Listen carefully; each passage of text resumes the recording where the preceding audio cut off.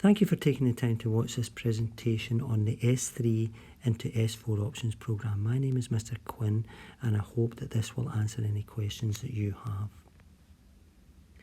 Good starting point in any conversation with young people is about the role in education and the relevance of education to them and to their future. Where young people start from a position where they believe that education is the single biggest opportunity that they have to create a better future for themselves, they will buy in more to it, they will invest in it. So please have these conversations, make it relevant to them, make it real, connect it with their future, and they will have a better starting point in their senior phase. Everything you need to know about the options process is on our school website.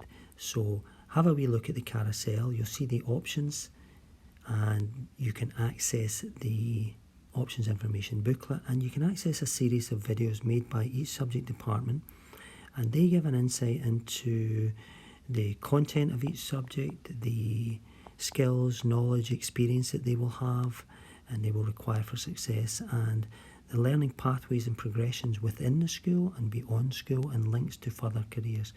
They're very good, the videos, some are very entertaining, so please check them out.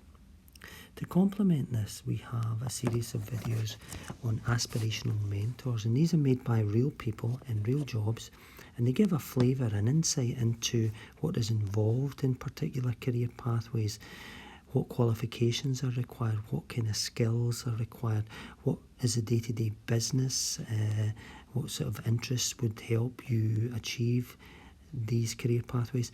These are good for planting that seed of aspiration and inspiration in young people. We're always telling young people to aspire, but sometimes, how can they aspire to something that they don't know much about or they're not even aware of? So for some, this may be a wee spark of inspiration that might set them off on a path. They're very good videos. Please take the time to watch them. The timeline. So we have the options booklet that's out there on the website. The options lesson is on the Teams page. As well as that, I have been doing presentations, and the pastoral team, Mrs. McMahon and Mr. McElkenny, they've been in contact with pupils, having question and answer sessions, answering any questions, contacting them individually and so on, working with families just to advise them and make sure everyone knows what they need to know.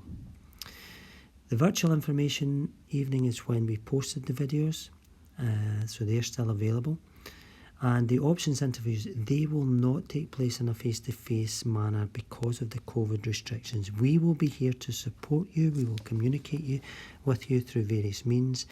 And if you have any questions, please contact us. The deadline for the options is February the 18th. However, it's very important for the young people to know and for us to emphasise that the broad general education will not finish until May at the earliest, okay? So they should be working hard in every subject, regardless of whether they're taking that or not, right up until that time.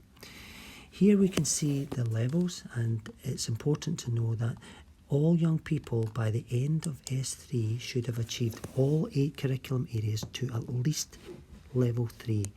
Most will be in level 4, and some will be achieving level 5. The next slide shows how the personalisation and choice and the specialisation works as we move through the curriculum. Okay, you can see they're cutting down from 14, 11 and then 9 subjects. And when they move into the senior phase, they will follow 7 subjects plus core. That's 2 PE, 2 RE and 1 PSE. Here you can see the progression pathways. The young people will choose subjects in the options process, but the levels at which they study will be determined by their prior level of achievement within that subject. However, I must stress that there is time between now and May to improve on levels.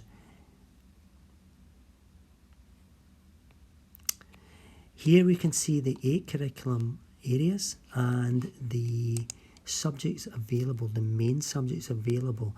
This is page 8 on the information booklet, and there are detailed pages on all subjects and all courses available within the booklet, so please check them out.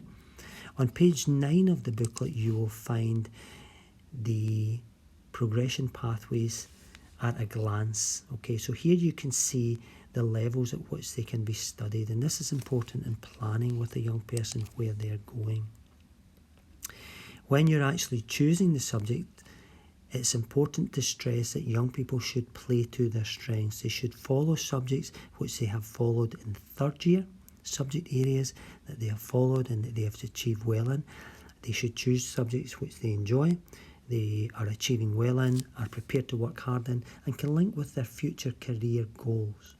They should not choose subjects because their pals are choosing them or because they like the teacher. It's good if they like the teacher, I'm pleased about that, if they're building positive relationships, but it shouldn't be a main criteria because they may not get that teacher anyway.